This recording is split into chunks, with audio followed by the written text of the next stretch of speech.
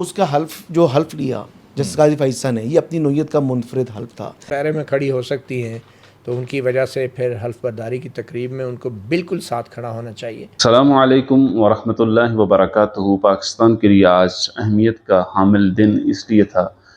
کہ آج 29ویں chief justice کے طور پر جسٹس قاضی فائز عیسیٰ نے اپنے چیف جسٹس ہونے کا حلف اٹھایا ہے. اس پر یہ بھی کہا جاتا ہے کہ قاضی فائز عیسیٰ صاحب نے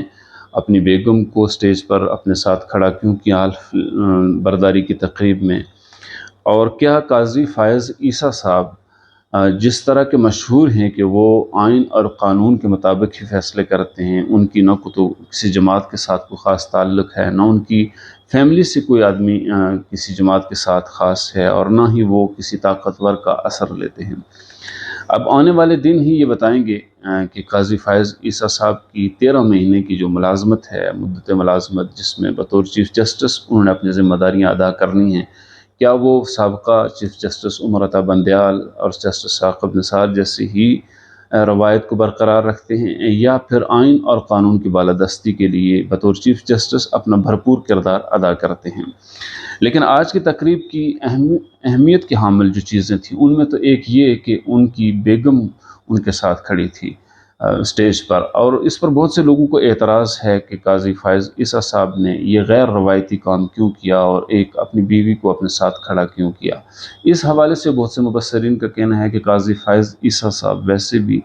عورتوں کے حقوق کے حوالے سے اور عورتوں کے معاملات کے حوالے سے انتہائی سنجیدہ ہے، اور ہمیشہ وہ اس پر بات بھی کرتے ہیں. لیکن یہ میسیج تو بالکل واضح ہے کہ ایک تو ویمن امپاورمنٹ کے بڑے حامی ہیں وہ جیسے قاضی فائز صاحب. ہم دیکھتے ہیں کہ عموماً ان کی ججمنٹ بھی اور بھی تو انہوں نے پالیسی میکنگ تو کرنی. دوسرا ایک اور جو ہم دیکھ رہے ہیں کہ وہ ایک جو سرینا عیسیٰ پہ جس طرح کا ریفرنس، یہ صدارتی ریفرنس، اور جنہوں نے فائل کیا ان کو بھی ایک میسیج کیا. لیکن یہ ہے کہ اب دیکھنا ہوگا کہ جب یہ آفیشیل ورک آگے جائیں گے تو پھر کس طرح وہ ورک کریں گے. لیکن سب سے بڑی اہمیت کی حامل جو بات ہے وہ یہ کہ قاضی فائز عیسیٰ صاحب کی وجہ شہرت ان کا وہ خاص فیصلہ جو فیض آباد دھرنے کے حوالے سے طاقتور حلقوں کے خلاف انہوں نے دیا، اس خاص فیصلے کی وجہ سے وہ مشہور بھی ہوئے. اور اس خاص فیصلے کی وجہ سے جب طاقتور حلقے جنرل فیض حمید کی وجہ سے جیسے لوگوں کے سامنے کی وجہ سے، اور ان کو جب دیکھا کہ یہ غلط فیصلہ جو ان کو توقع نہیں تھی دیا گیا، تو انہوں نے ایک بھرپور کمپین کی. جس کی قسمت میں جو لکھا ہوتا ہے وہی ہوتا ہے. مثلا میں یہ دیکھ رہا تھا کہ اس وقت کی طاقتور ترین اور بے مہار اسٹیبلشمنٹ وہ جسٹس فائز عیسیٰ کو رخصت کرنا چاہ رہی تھی. پھر خود اس وقت کی حکومت جو بڑی شفاق تھی عمران خان صاحب کی، وہ اس معاملے میں ان کے ساتھ تھی. اچھا، پھر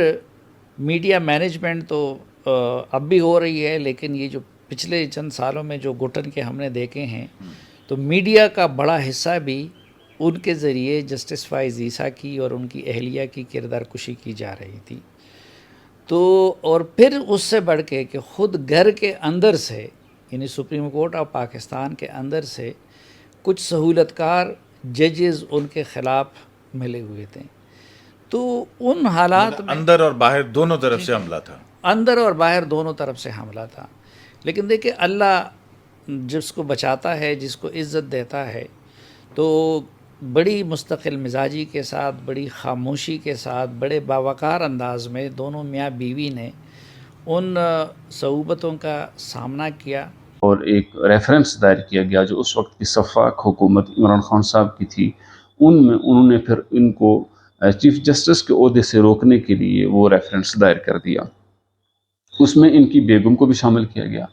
چنانچہ جب بیگم، اگر قاضی فائز عیسیٰ کی بیگم ہونے کی وجہ سے ایف بی آر کے چکر کاٹ رہی ہے، عدالت کے کٹہرے میں کھڑی کی جا رہی ہے، تو اگر وہ ایک ایسے کیس میں قاضی فائز عیسیٰ کی بیوی ہونے کی وجہ سے در بدر کی ٹھوکریں کھا رہی ہے، جس کیس کا جو ایک جھوٹا مقدمہ تھا، تو آج جب حلف برداری کی تقریب ہے تو پھر اس میں ان کا کھڑا ہونا اس اعتبار سے معیوب نہیں ہے. اب جسٹس فائز عیسیٰ کی وجہ سے سرینا عیسیٰ کو عدالتوں کے چکر لگانے پڑے، کٹہرے میں کھڑا ہونا پڑا. تو جب اس طرح کی تقریبات ہوتی ہے تو اس وقت بھی خواتین کو پھر ان مردوں کو ساتھ رکھنا چاہیے، کیونکہ ان کی وجہ سے اگر وہ کٹہرے میں کھڑی ہو سکتی ہیں تو ان کی وجہ سے پھر حلف برداری کی تقریب میں ان کو بالکل ساتھ کھڑا ہونا چاہیے. اور یوں کہنے والے کہتے ہیں کہ اللہ رب العزت کا یہ قانون اور اصول ہے کہ وہ جس کو عزت دینا چاہے تو پھر زمین کے سارے اسباب اور ذرائع اگر اس کے خلاف چلے جائیں اللہ رب العزت اس کو عزت دے کر ہی رہتے ہیں. اللہم مالک الملک تؤتی الملک من تشاء وتنزع الملک ممن تشاء وتعز من تشاء وتذل من تشاء بیدک الخیر انک علی کل شیء قدیر. آرمی چیف نے فیصلہ کیا تھا کہ جسٹس قاضی فائز عیسیٰ کو سپریم کورٹ سے نکالنا ہے، اور ان کے جو اسسٹنٹ کہہ دیں یا ان کے جو ہے وہ like minded D G I S I تھے، ان کا یہ فیصلہ تھا کہ نکالنا ہے. لیکن اللہ تعالیٰ کو یہ منظور تھا کہ جسٹس قاضی فائز عیسیٰ نے اس ملک کا چیف جسٹس بننا ہے. وہ قاضی فائز عیسیٰ جس کو پورا ملک اور پوری ملک کا سسٹم اس کے خلاف جا رہا تھا، بڑی ثابت قدمی اور استقامت کے ساتھ، بردباری اور تحمل کے ساتھ انہوں نے اس جبر کو اور اس ظلم کو برداشت کیا، اس کا سامنا کیا، اور پھر اللہ نے وہ کر دکھایا. تلک الایام نداولها بین الناس، کہ وہ صدر عارف علوی جو ریفرنس بھیج رہے تھے قاضی فائز عیسیٰ کے، وہی صدر عارف علوی ہیں. عارف علوی صاحب، اللہ تعالیٰ ہم سب کو اس آزمائش سے بچائیں، لیکن کم از کم اگر ان کی جگہ میں ہوتا تو میں تو پہلے استعفیٰ دیتا، معافی تو ضرور مانگتا، اور پھر ان سے جو ہے نا اوتھ لیتا. یعنی جس کے خلاف آپ نے ریفرنس بھیجا تھا، ایک من گڑت ریفرنس، اس فائز عیسیٰ کو اللہ نے یہ آج دن دکھا دیا، یعنی ان کو وہ عزت والا مقام دکھا دیا، اور عارف علوی کو یہ دوسرا مقام دکھا دیا کہ تم اگر دوسروں کے اشاروں پہ چلو گے کٹ پتلی بن کے تو آخر میں آپ کو اس ہزیمت کا بھی سامنا کرنا پڑ سکتا ہے کہ جس بندے کو آپ گھر بھیجنا چاہتے ہیں آپ کو اس کو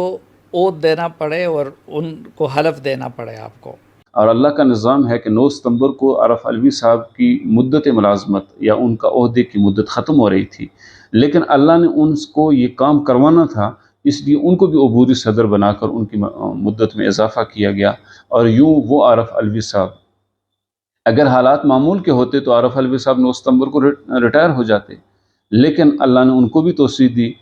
تاکہ ان سے وہ جھوٹا مقدمہ دائر کر کے جس قاضی فائز عیسیٰ کو روکنے کی وہ کوشش کر رہے تھے، اسی قاضی فائز عیسیٰ کو حلف برداری کی تقریب میں انہوں نے حلف دینا تھا. غلطی کیا تھی؟ کیونکہ انہوں نے طاقتور حلقوں کے خلاف ایک ایمانداری کا مظاہرہ کر کے ایک جرأت مندانہ فیصلہ دیا تھا، یہ ان کا گناہ تھا،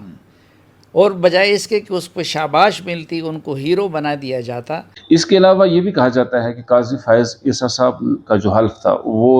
گزشتہ تمام جتنے بھی ہمارے چیف جسٹس رہے ہیں ان کے مقابلے میں انتہائی سخت، انتہائی جامع اور بہت سے حدود و قیود جو انہوں نے اپنے لیے متعین کی ہیں اس میں ان کا ذکر ہے. اس اعتبار سے جسٹس قاضی فائز عیسیٰ صاحب یعنی ان کا حلف باقی تمام ججز اور سابقہ چیف جسٹس صاحبان کے مقابلے میں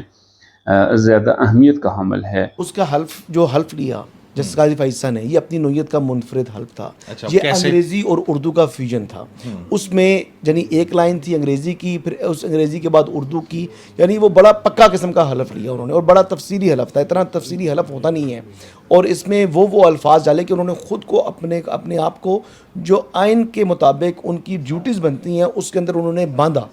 خود باندھا، اور پریزیڈنٹ نے وہ حلف لیا.